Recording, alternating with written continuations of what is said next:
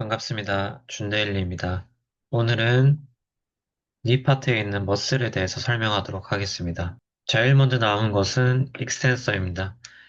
니 조인트에서 익스텐서는 여러분들도 잘 아시다시피 쿼드리셉스이고요. 쿼드리셉스에서 가장 특징적인 거는 렉투스 페모리스가 투 조인트 머슬을 일하는 겁니다. 그리고 라테랄에 있다 그래서 바스투스 라테랄리스 그리고 메디알 그 다음에 정가운데 있는 인터미디우스 이렇게 있습니다. 바스투스 메디알리스에서 조금 특징적인 거는 여기 안쪽에 있는 바스투스 메디알리스가 있는데 바스투스 메디알리스 오블리크입니다. 약 한 55도 정도 기울여져 있는 오블리크 머슬이고요. 무릎 통증이 있거나 불안정성이 있을 때 보통 라테랄 파트 쪽에 힘이 세기 때문에 메디알 쪽에 힘을 조금 더 많이 써야 된다 해서 이 안쪽에 있는 근육을 많이 강화시켜주는 운동들이 예전에 많이 유행하기도 했었습니다.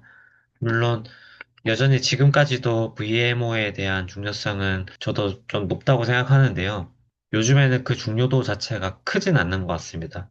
이 무릎 내의 밸런스도 중요하지만 무릎뿐만이 아니라 여기 힙이나 앵클에 있는 그 가동성의 문제도 크기 때문에 이 VMO 하나로만 강조하기에는 조금 애매한 부분들이 있습니다. 이 쿼드가 이렇게 쭉 내려와서 파텔라를 지나서 파텔라 텐던 이쪽에 티비아 튜브레스트에 이렇게 붙습니다.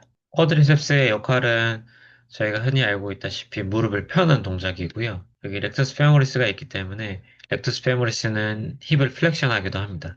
힙을 플렉션하기도 해서 고관절의 움직임도 같이 유발하게 되고요.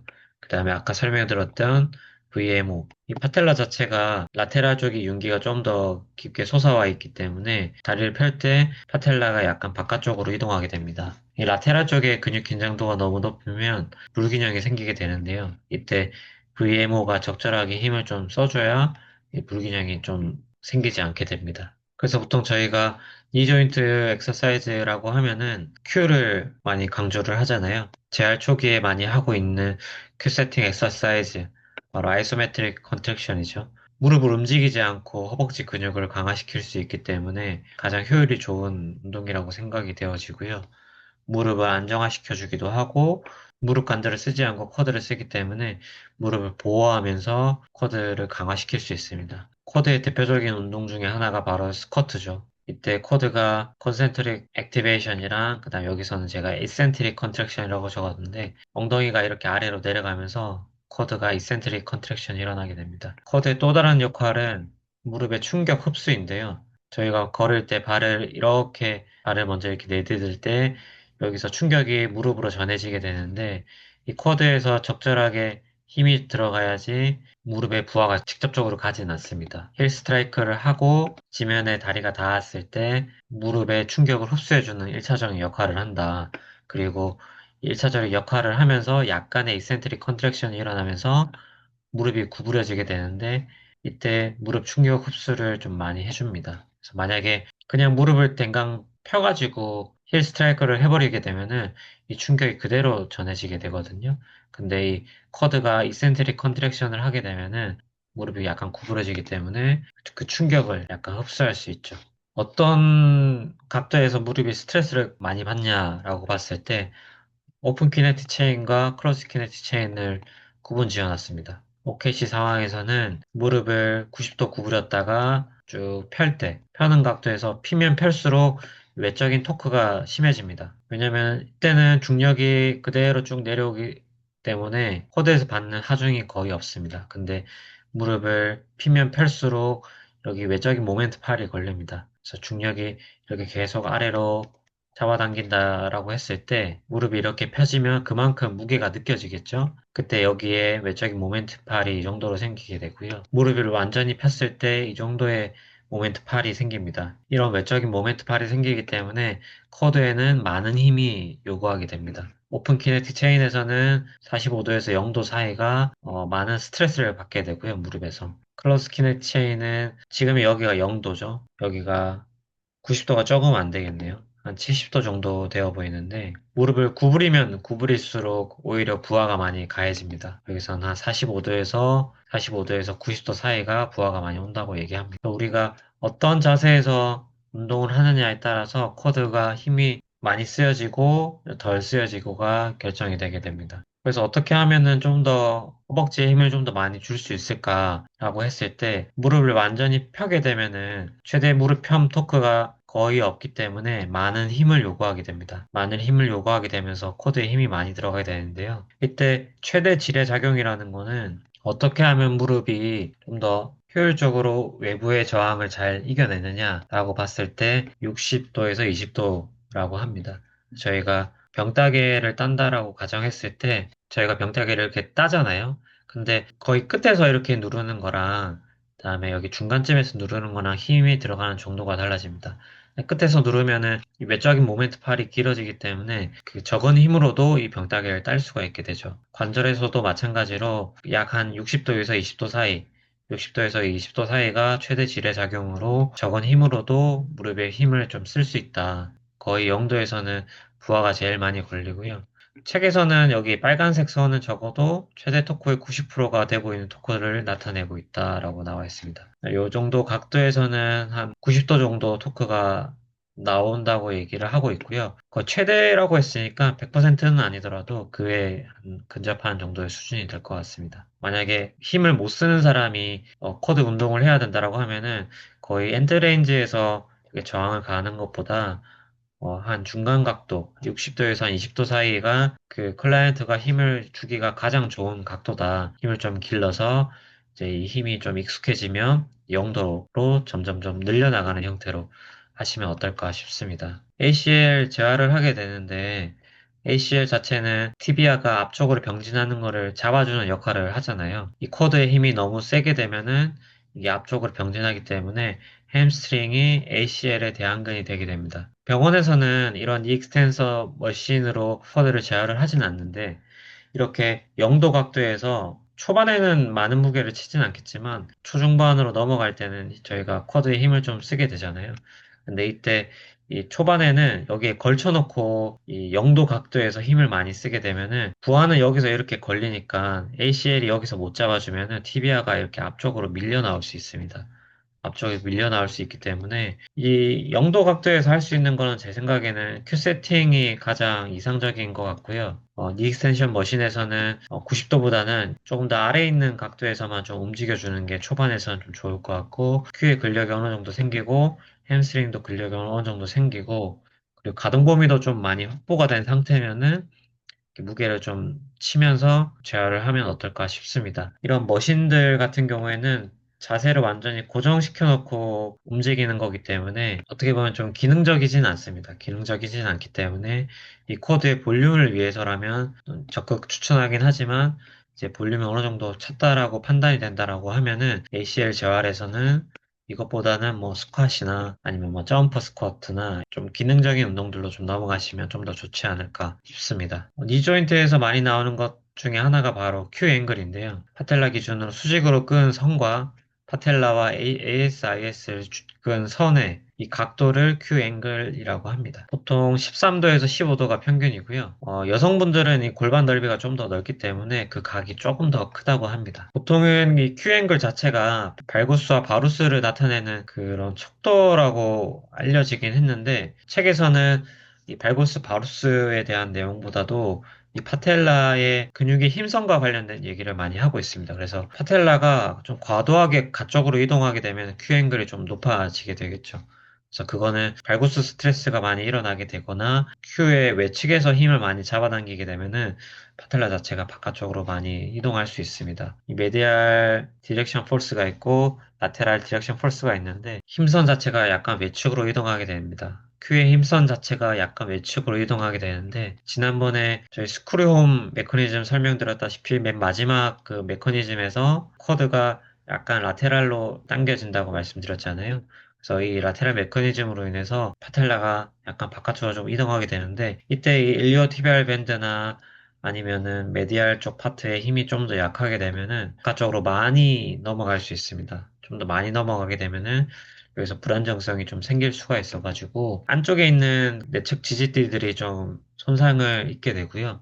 그다음에 여기 염증이 좀 생기거나 외측에 오히려 근긴장도가 더 많이 생기게 되면서 무릎이 좀 불편해질 수 있습니다. 이 PFPS 같은 경우에는 원인이 굉장히 많습니다. 책에서도 무릎뼈 불안정성이랑 PFPS랑 그렇게 관련이 없다, 명확하지가 않다라고 얘기는 하고 있지만 불안정성이 근본적인 원인이다라고도 얘기를 하고 있습니다. 발구스 스트레스가 이렇게 생기게 되면 파텔라가 바깥쪽으로 이동할 확률 자체가 증가하게 되고요. 보통 이 발구스 스트레스는 힙의 인터널 로테이션과 티비아의 익스터널 로테이션의 합이라고 보시면 됩니다. 그리고 더 나아가서 앵클에서 이렇게 애벌전이 일어나게 되면은 이렇게 안쪽에 아치가 무너지게 되면서 내측 무릎이 좀 무너지게 되고 이 라테랄 포스가 생기게 되죠. 그거 외에도 PFPS에 대한 원인들이 워낙 많기 때문에 이거는 따로 한번 설명을 드려봐야 될 것 같습니다. 플렉서 같은 경우에는 플렉서와 로테이터 그룹으로 이렇게 나와 있습니다. 로테이터가 붙은 이유는 햄스트링이 외축도가 있고 내축도가 있기 때문에 내축도 자체가 티비아에 붙고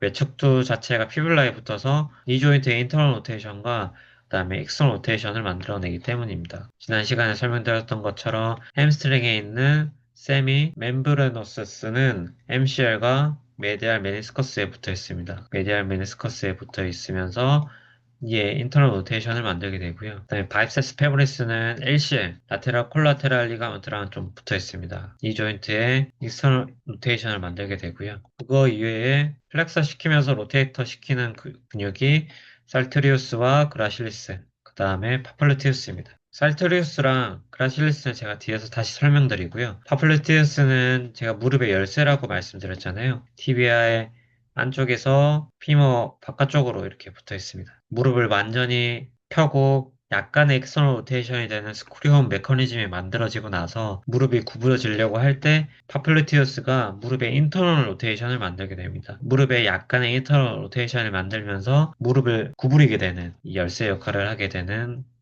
중요한 근육 중에 하나입니다. 뒤에 붙어 있기 때문에 니 조인트의 플렉션을 만들게 되죠. 플렉서 로테이터 그룹의 가장 중요한 근육 중에 하나가 바로 거위발이라고 하는 패스 안세리노스입니다. 그래서 살트루스와 그라실레스와 세미텐디노시스가 합쳐져서 거위발염이라고 하고요.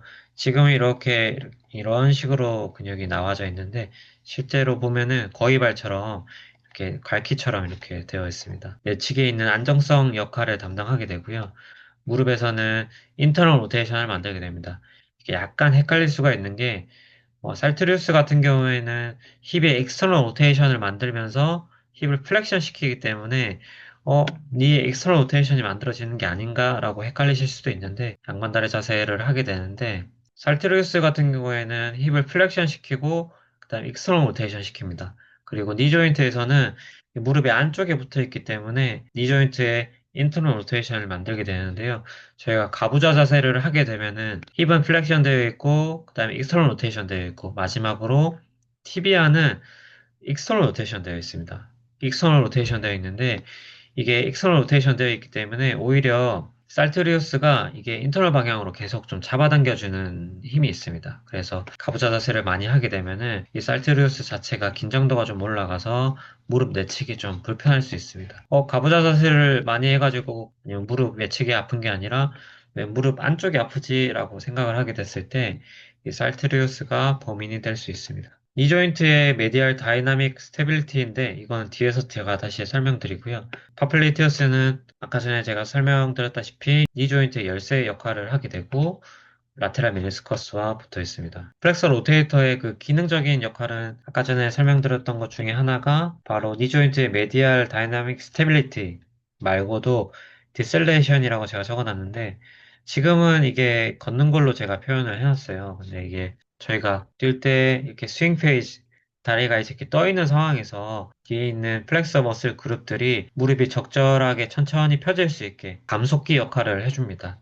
만약에 이 햄스트링에서 천천히 펴주는 역할들이 없으면 무릎이 갑자기 튕겨지듯이 갑자기 펴지기 때문에 힐 스트라이크를 하게 될 때 무릎이 펴져가지고 그대로 무릎에서 충격이 그대로 가해질 수 있습니다. 물론 이 Q의 이센트릭 컨트랙션, Q의 이센트릭 컨트랙션이 일어나서 무릎 충격 흡수를 해줄 수도 있지만 이 햄스트링에서 적절한 감속기 효과를 좀 해주기 때문에 그 Q의 힘도 적절하게 발휘되지 않나라고 생각이 들고요. 그리고 물론 뛸 때는 저희가 힐스트라이크 먼저 되는 게 아니라 이 미드풋부터 닿기 때문에 다리가 닿는 위치를 어느 정도 조절을 해줄 수 있는 게 햄스트링이라고 보시면 될 것 같습니다. 제가 아까 말씀드렸다시피 다이나믹 스테빌리티의 역할을 하는 게 바로 거위발이다. 저희가 다운스윙을 하고 발목이랑 무릎이랑 힙이 이렇게 고정되어 있는데 힙에서는 이렇게 인터널 로테이션이 만들어지게 되고 이 내측이 돌아갈 때 내측의 안정적인 역할을 담당해 주게 됩니다. 그래서 실질적으로는 저희가 골프를 할 때 이 앵클이랑 이랑 힙을 이렇게 고정시켜 놓고 회전을 하게 되잖아요. 이렇게 인터널 로테이션이 이렇게 한 축을 기준으로 왼발을 기준으로 만들어지게 되는데 그 거위발 자체가 감속기 역할을 해주게 됩니다. 인터널 로테이션이 확 일어날 때 감속기 역할을 해주면서 속도를 어느 정도 조절을 해주게 됩니다. 속도를 조절해주면서 다이나믹 스테빌리티를 만들게 되고 다이나믹 MCL이라고 했는데 거위발 자체가 내측에 붙어 있기 때문에 내측 안정자 역할을 해주게 됩니다. 그래서 다이나믹 MCL이라고 제가 설명을 드리고요. 여기 보시다시피 거위발 무리가 이 감속기 역할을 해주면서 발의 인터널 로테이션을 만들게 된다. 그리고 이 외측에 있는 대퇴 이두근 자체가 가속기 역할을 해주게 됩니다. 이 외측에 있는 대퇴 이두근과 안쪽에 있는 거위발 자체가 균형이 맞아야 되는데 이 내측에 있는 거위발 자체가 그 기능을 좀 쓰지 못하고 외측의 대퇴 이두근 자체가 근육 긴장도가 너무 높아져 버리면은 무릎이나 힙에서 과도한 움직임이 나올 수가 있게 되겠죠. 그래서 보통 이 감속기 역할을 해주는 거위발 무리들 자체가 긴장도가 좀 많이 높아지고 피로도가 많이 올라갈 수 있습니다. 골프를 치시는 분들 좀 대다수가 내측에 있는 근육 긴장도가 좀 높습니다. 살트리우스만 잘만 좀 풀어줘도 무릎이 좀 편하다고 하시는 분들도 계시고요. 움직임 자체가 좀 훨씬 편안해집니다. 니 조인트에서는 이 얼라이먼트가 중요하잖아요. 보통 걸을 때 니 조인트의 체중의 약 2.5배에서 3배 가까이 걸리게 되는데 저희가 한 발 한 발 걸을 때 체중 자체가 그대로 이렇게 수직으로 꽂히는 게 아니고 약간 이렇게 내측으로 꽂히게 됩니다. 그 이유는 바로 COG가 있는데요. 이렇게 몸통이 이렇게 있으면 정중앙에 있기 때문에 COG가 이렇게 내려온다라고 했을 때 다리는 이렇게 뻗지만 그라운드 리액션 포스 자체가 이렇게 내측으로 이렇게 올라오게 됩니다. 이렇게 내측으로 올라오는 힘 때문에 그 바로스 토크가 걸리게 되고요. 바로스 토크가 걸리게 되는 거를 이 LCL과 IT 밴드에서 흡수를 해줍니다. 그리고 이게 조금 장기간 지속이 되고 근육이 조금 없어지는 나이가 들게 되면은 이 안쪽에서 이제 계속 부하를 받기 때문에 무릎 안쪽에 이제 관절염이 생기기 시작합니다. 그러면서 안쪽에 그 관절염이 생겨서 토탈리를 하거나 아니면 이렇게 수술을 하는 케이스를 볼 수 있습니다. 점프에서 착지해가지고 발구스 스트레스가 생기는 거랑은 다른 개념으로 보시면 됩니다. 그리고 여기서는 발구스 스트레스가 나타날 수 있는 여러 원인들을 여기서 설명을 해놨습니다. 감소된 엉덩관절 벌림 근육 토크, 그래서 글루티스 미디우스의 힘이 좀 약하거나 앵클 자체에서 프로네이트 풋, 에버전이 좀 많이 되어 있거나 아치가 좀 무너지는 경우 이 MCL이 안쪽이 좀 늘어나게 되면서 발구스 스트레스가 이렇게 생길 수가 있습니다. 이것도 마찬가지로 이거는 안쪽에서 많이 늘어나고 외측에서 이 압박을 받기 때문에 바깥쪽에서 이 관절염이 좀 생길 확률이 있죠. 보통은 발구스 스트레스를 받는 경우에는 외측의 관절염보다는 보통 안쪽에 인대나 아니면 뭐 무릎이나 원들 쪽에서 통증이 생기는 경우는 많이 봤는데 외측 골 관절염은 제가 아직까지는 보지 못했습니다.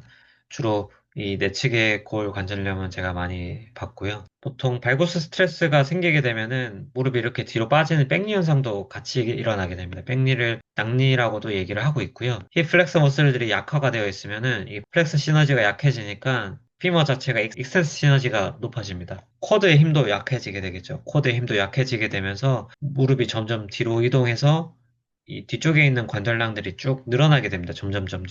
그러면서 앵클은 플란터 플렉션이 되게 되는데요. 여기서 얘기하는 교정 방법은 바로 앵클을 돌즈 플렉션을 약간 시켜주는 겁니다. 깔창에 있는 신발을 신게 되면은 앵클을 돌즈 플렉션을 시켜주니까 티비아가 앞으로 서게 되고 티비아가 앞으로 쭉 가게 되면은 뒤쪽에 있는 캡슐들 자체가 늘어나 있던 게 다시 앞으로 가게 되면서 이 정중앙을 맞출 수 있다라는 내용을 하고 있습니다. 발굽스 니가 있는 분들이 보통 낭니가 있는데요. 낭니가 있을 때 앵클의 모양을 좀 보거나 힙의 모양을 좀 체크를 해서 어떤 근육이 좀 약할까, 어떤 근육이 조금 많이 늘어나 있을까를 좀 고민을 해본다면은 좀 교정하기가 좀 수월해지지 않을까 싶습니다. 네, 오늘 무릎은 여기까지고요. 다음 시간에는 내기입니다. 넥이랑 룸바를 하고요. 맨 마지막에 제가 앵클을 들어가도록 하겠습니다. 오늘 영상에서 궁금하신 점 있으면 댓글 남겨주시고 긴 시간 영상 봐주셔서 감사합니다. 다음 시간에 뵙겠습니다.